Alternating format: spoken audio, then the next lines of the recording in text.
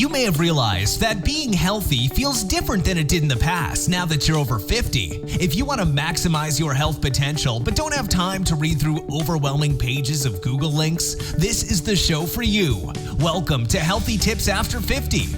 We love doing the research, finding solutions, talking to health experts, and learning what works and what doesn't. Now, your host. She spent the last 25 years dedicated to feeling her best and is here to share her best findings with you, Susan Rosen. Hi there, this is your host, Susan Rosen, and today's podcast is going to be something interesting. I think it's interesting. It's something that's very close to my heart and something that I do all the time. In fact, every evening. And that is mindfulness meditation, or meditation, I guess. This article, though, that I was reading is specifically about mindfulness meditation, which means that it isn't necessarily connected to Buddhism or something like that. It's just straight mindfulness meditation that you can learn at any yoga place or at a lot of the senior centers. I don't know. There's community centers. There are so many different places where you can find a meditation class.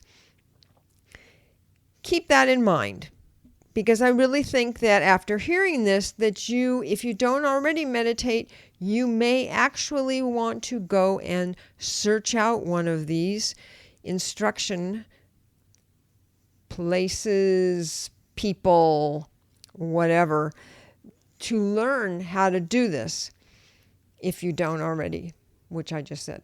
Okay. So it turns out that a bunch of researchers at Massachusetts General Hospital put 42 volunteers through an 8-week program of mindfulness meditation training. And the idea was to see if that would help those people quiet their anxious responses and anxiety to certain memories that essentially plagued them. And I can understand that. I think we all probably have a few of those kind of memories, and I think that's probably actually more the norm than it is being abnormal. Some of us can handle it a little bit better than other people, and I'm not necessarily including myself in that part, but in that group, I guess I should say. But I think that there are a lot of people, and any kind of tools that people can get and use to help them to deal with some sort of traumatic memory or something that they look back on and it just makes them anxious. It makes them upset and they can't let go of it. So a little bit more about this is that there is something that they call a safety memory. And this is something that therapists have been doing for a long time for people who have a handful or a few memories that, as they say in this article, make them cringe in the least, or in the most severe cases have nightmares, panic attacks, or other symptoms of post-traumatic stress disorder, better known as PTSD. So they very specifically say in here that most traumatic events don't end up leading to PTSD, but they can bring up some anxious feelings. And when you do that, you end up reliving the whole thing in your mind. And I can definitely testify to that because I have a few things in my background that I would really like to let go of. And I'm going to try doing it in my meditation after reading this article. Okay, back to the case at hand here, is that The safety memory is done through something called exposure therapy. And the idea of it is that you have a person confront this event or circumstance that they have in a controlled environment, being supervised by a therapist, and that person learns that they can make that memory so frightening that the factors that make the memory so frightening aren't a threat anymore. So what they do is they replace it with this other new memory of it. And it says, if, for example, you were bitten by a dog and now have a terrible fear of dogs, exposure therapy might include spending time with a gentle therapy dog so that you then can develop much better and more positive feelings about dogs and don't get all upset and afraid whenever you see a dog. So it's those sorts of things. Same thing, for instance, they use it with public speaking, which is something that so many people have a fear of. And once you actually get up and do it, then you realize, well, gee, it really wasn't as bad as I thought it was going to be. So again, you can replace it with that kind of what they call a safety memory. So you do that then as a part of this mindfulness meditation. And the more that you do that, the less and less that this anxiety memory, or I should say it a different way, that this memory will be less and less anxiety producing when you think about it. They actually had a control group in this study as well, where they had a group of people, again for an 8-week period. They taught them about stress management, and they also did some light aerobic exercise during that period. I don't know what the exercise was supposed to do, but the stress management I can understand. Afterwards, at the end of the 8 weeks, they went and did MRI scans, brain scans, sorry, I can't talk, to examine changes in brain activity that had to do with attention and memory following the mindfulness meditation.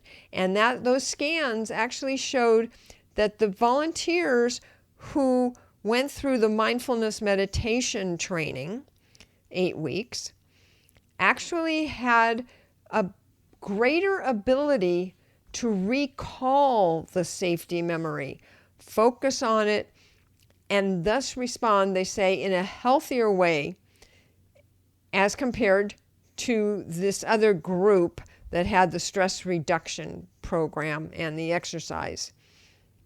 Oh, I see, it was an exercise-based stress reduction program. Interesting. Okay, so what turns out to be the case in this is that they said that fear and anxiety, this is a quote from the senior author and a researcher in this study and of this study. She said, fear and anxiety have a habitual component to them. The memory of something that provoked fear in the past will trigger a habitual fear response when we are reminded of the event, even if there is no direct threat at the present. The data indicate that mindfulness can help us recognize that some fear reactions are disproportional to the threat, and thus reduces the fear response to those stimuli. Mindfulness can also enhance our ability to remember this new, less fearful reaction and break the anxiety habit. So for, actually having been a meditator for a long time, it really doesn't surprise me that it can be used in that way. I just had never heard about the safety memory, but I'm definitely going to have to try that. I am going to also, on a totally different subject, tell you about, since it's a holiday season, about a study that was done having to do with gift wrapping and people's responses to the present that was inside the box. So, as it turned out, that they found people who see a really, really wonderfully wrapped present really get their expectations up. They don't know what's inside, but they think it must be awfully great to be in such a great package.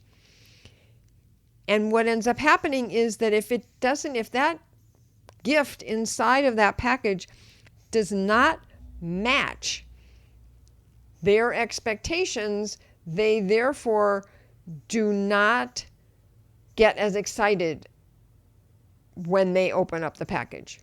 And they may even be disappointed. But when they look at a package that's kind of not wrapped real well, and then there's something inside of there that's really kind of neat, people have a much better reaction. They're much happier with it. They're excited about it. So it seems kind of anti, or whatever it is, the opposite of what you would think. Not intuitive. But that's the way it goes. So what they suggest here is that, excuse me, that you take it easy when you're wrapping an inexpensive item so you don't build up the recipient's expectations. Either that, or make sure that if it's an exquisitely wrapped present, that it's a can't miss, is what they call it, item that would wow somebody regardless of what it's wrapped in. Or if it's something that the person really, really wants, even if it only costs $5. That's the kind of thing that you want to put in something that's wrapped really nicely so that they're still excited when they open it and see what it is. Something to remember during the next couple of days. And if you don't get to it this week or this year for Christmas or Hanukkah or Kwanzaa or whatever it is that you celebrate, then you can use it next year. It's not something that's going to be changing or going away. Okay, that's it for today. I want to remind you that I am not a doctor, and this is not to be construed as medical advice. If you have any kind of medical issues, please go to your own doctor and let him or her take care of it.